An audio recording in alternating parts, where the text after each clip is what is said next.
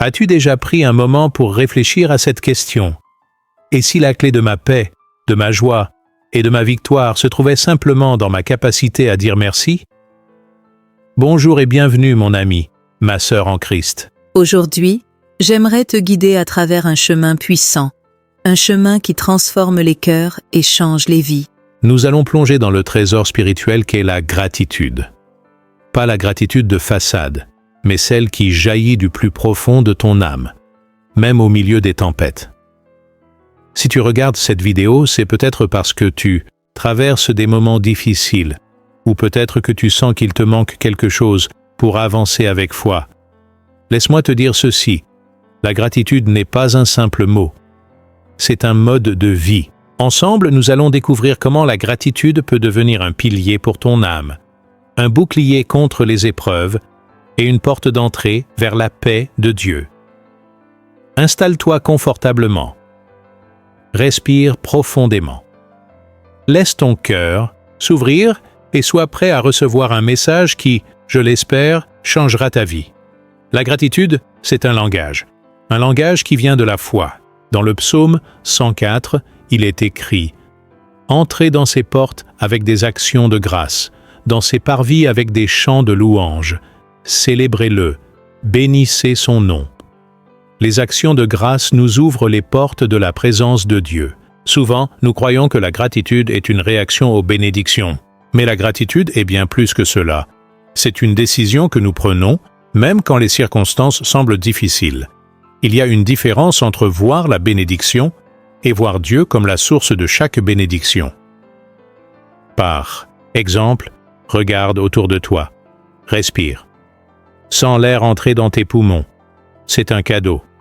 Vois la lumière du soleil, la beauté de la nature, la vie qui t'anime. Tout cela est un signe de la fidélité de Dieu.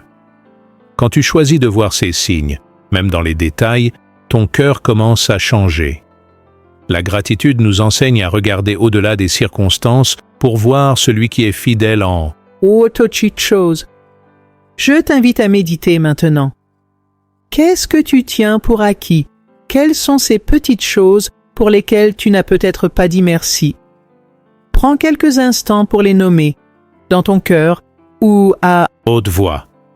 La gratitude, ce n'est pas seulement un acte spirituel, c'est aussi un puissant levier pour notre bien-être émotionnel. Des études scientifiques l'ont prouvé.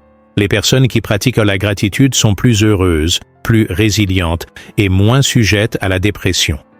Mais nous savons que cette vérité est encore plus profonde, car Dieu l'a dit bien avant les scientifiques. Philippiens 4, 6, 7 nous dit « Ne vous inquiétez de rien, mais en toute chose, par la prière et la supplication, avec des actions de grâce, faites connaître vos besoins à Dieu. Et la paix de Dieu, qui surpasse toute intelligence, gardera vos cœurs et vos pensées en Jésus-Christ. » As-tu remarqué? La paix de Dieu est liée à la gratitude.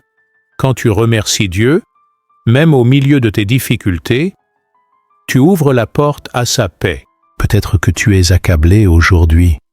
Peut-être que ton cœur est lourd. Je veux t'encourager à faire un exercice avec moi. Ferme les yeux, inspire profondément et dis « Merci Seigneur pour ta fidélité. Merci pour ton amour inébranlable. Merci pour les moments difficiles qui me rendent plus fort. » Ressens la paix de Dieu descendre sur toi. La gratitude ne change peut-être pas la situation immédiatement, mais elle change ton cœur et ta perspective. Et cela, c'est déjà un miracle. Si tu ressens que ce message est en train de t'encourager, si tu veux recevoir d'autres vidéos comme celle-ci pour nourrir ta foi, je t'invite à t'abonner à cette chaîne. Et surtout, active la cloche de notification pour être averti dès qu'une nouvelle vidéo est publiée. Ensemble, grandissons dans la foi et la gratitude. Merci de faire partie de cette belle famille spirituelle. La gratitude n'est pas seulement une belle idée ou un joli concept. C'est un style de vie qui traverse l'histoire des croyants. Pour te montrer la puissance de la gratitude, j'aimerais que nous fassions un voyage dans la parole de Dieu, en nous arrêtant sur 3 personnages qui l'ont pratiqué avec puissance: le roi David, Paul et Silas, et Jésus lui-même. Écoute bien. car leurs histoires vont certainement fortifier ta foi et t'encourager à vivre chaque instant dans la reconnaissance. Commençons par David, l'homme selon le cœur de Dieu. David a connu des triomphes incroyables, mais aussi des moments sombres, trahison, exil, attaques injustes, solitude. Pourtant, dans les psaumes 34, 2, il écrit « Je bénirai l'Éternel en tout temps, sa louange sera toujours dans ma bouche ». Remarque bien, il ne dit pas « Je bénirai l'Éternel seulement quand tout va bien », mais en tout temps. Même quand il fuyait devant Saül, même quand ses ennemis le pourchassaient, David choisissait de louer et de remercier Dieu. Cette gratitude était son refuge. C'était sa manière de dire « Seigneur, peu importe les tempêtes autour de moi, tu restes mon rocher. Et toi peux-tu aujourd'hui, comme David, dire « Je bénirai l'Éternel en tout temps » Souviens-toi, la gratitude ne dépend pas des circonstances, elle dépend de la fidélité de Dieu. Et cette fidélité, elle est inébranlable. Voyons maintenant un autre exemple, celui de Paul et Silas. Dans Actes 16, ils sont battus, emprisonnés à Philippe, enchaînés dans une cellule sombre et humide. Qui, à leur place, n'aurait pas cédé au découragement? Qui n'aurait pas murmuré « Seigneur, pourquoi tu permets ça ?» Mais eux, au lieu de se plaindre, ils ont choisi de chanter des cantiques et de remercier Dieu. Vers le milieu de la nuit, Paul et Silas priaient et chantaient les louanges de Dieu, et les prisonniers les entendaient. Acte 16, et soudain, un grand tremblement de terre a secoué la prison. Les chaînes se sont brisées, les portes se sont ouvertes. Voici la leçon. La gratitude et la louange sont des clés spirituelles qui brisent les chaînes. Quand tu choisis de remercier Dieu dans tes prisons, tes moments sombres, tes blocages, tu ouvres la porte pour que sa puissance se manifeste. Peut-être aujourd'hui te sens-tu prisonnier de tes peurs, de tes échecs ou de tes doutes. Rappelle-toi, Dieu est encore capable de secouer ta vie et de briser tes chaînes, si tu choisis de le louer et de lui dire merci au cœur même de tes difficultés. Enfin, regardons Jésus lui-même. Avant sa crucifixion, il a partagé le dernier repas avec ses disciples. Il savait que la croix l'attendait, qu'il allait souffrir. Et pourtant, au moment de rompre le pain et de donner la coupe, l'Évangile nous dit, il prit du pain, et après avoir rendu grâce, il le rompit et le donna à ses disciples. Luc 22, 2, 19, même dans l'angoisse, Jésus a remercié son Père. Quelle humilité, quelle foi!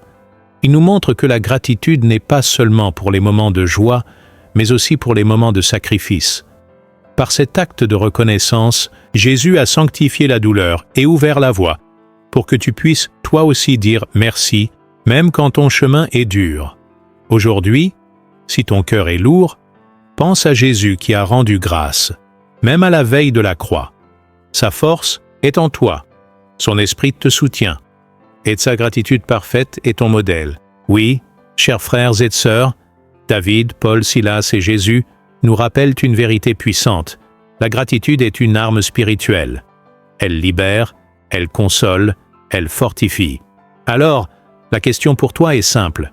Veux-tu, toi aussi, marcher sur ce chemin de la reconnaissance?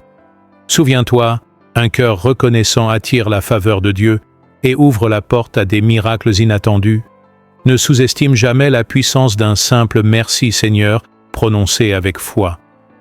Maintenant, entrons dans le concret. Souvent, on entend « Sois reconnaissant », mais comment faire de la gratitude une habitude quotidienne? Voici 4 habitudes puissantes qui peuvent changer la trajectoire de ta vie. Prends un carnet, un stylo, note ces étapes si tu le souhaites, ou simplement écoute-les avec attention. La première habitude est simple, mais elle est puissante. Commence toujours tes prières en remerciant Dieu. Trop souvent, nous commençons nos prières en énumérant nos besoins, nos douleurs, nos inquiétudes. Et c'est normal, car Dieu nous invite à lui partager nos fardeaux. Mais lorsque tu commences par dire « merci », tu déplaces ton regard. Tu ne regardes plus la montagne qui te fait peur. Tu regardes le Dieu qui déplace les montagnes. Par exemple, avant de prier pour tes besoins financiers, dis « Seigneur, Merci pour ta fidélité dans ma vie jusqu'ici. Merci pour ce que j'ai, même si c'est peu.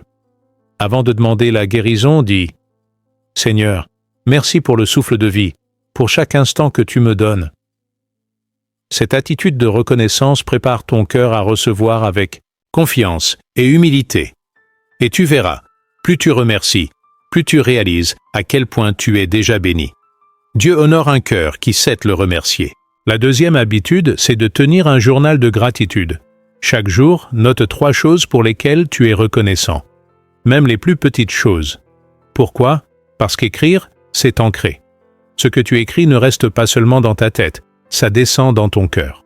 Par exemple, tu pourrais s'écrire « Merci Seigneur pour ce rayon de soleil qui a illuminé ma matinée. Merci pour la personne qui m'a encouragé aujourd'hui. Merci pour le repas que j'ai pu partager. » Certains jours, ça peut être difficile. Tu ne trouveras peut-être qu'une seule chose, et c'est normal. Mais force-toi à chercher, car la gratitude est un muscle. Relis régulièrement ce que tu as écrit.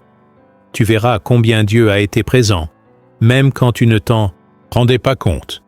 Et quand tu traverses des moments sombres, ton journal sera un rappel que Dieu n'a jamais cessé de t'aimer. La troisième habitude est toute simple. Remercie les personnes autour de toi.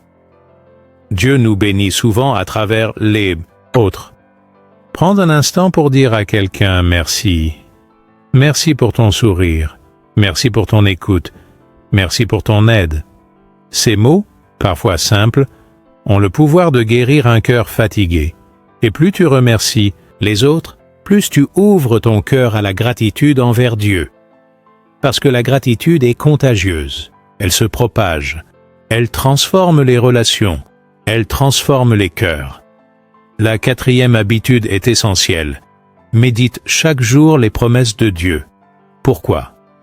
Parce que la parole de Dieu est une source intarissable d'espérance et de reconnaissance. Lis des versets comme « Je ne te délaisserai pas, je ne t'abandonnerai pas » Hébreux 13, 5. Ces bontés ne sont pas épuisées, elles se renouvellent chaque matin. Lamentations 3, 22, 23. En les méditant, tu réalises que, même dans l'épreuve, Dieu est fidèle. Médite. Prie avec ces versets. Laisse-les nourrir ta foi et allumer la gratitude dans ton cœur. Car la gratitude naît de la foi en la fidélité et de Dieu. Mon frère, ma sœur, souviens-toi toujours.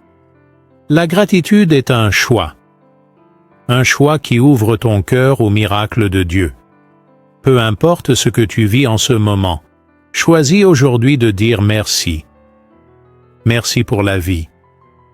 Merci pour la force de continuer. Merci pour les petites bénédictions que Dieu déverse chaque jour. Jésus a dit, « Dans le monde, vous aurez des tribulations, mais prenez courage, j'ai vaincu le monde. » Et ce courage, tu peux le trouver dans la gratitude. Avant de partir, je veux prier pour toi. Seigneur, je te remercie pour la personne qui regarde cette vidéo. Que ton amour inonde son cœur. Donne-lui des yeux pour voir tes bénédictions, même dans la nuit. Remplis-le, là de paix et de reconnaissance. Que sa vie rayonne de ta gloire. Au nom de Jésus, Amen. Si cette prière a touché ton cœur, écris « Amen » dans les commentaires. Et surtout, abonne-toi et active la cloche de notification pour ne rien manquer de ce que Dieu veut partager avec toi. Merci d'avoir été là aujourd'hui. Souviens-toi, la gratitude transforme tout. Que Dieu te bénisse abondamment. Et à très bientôt.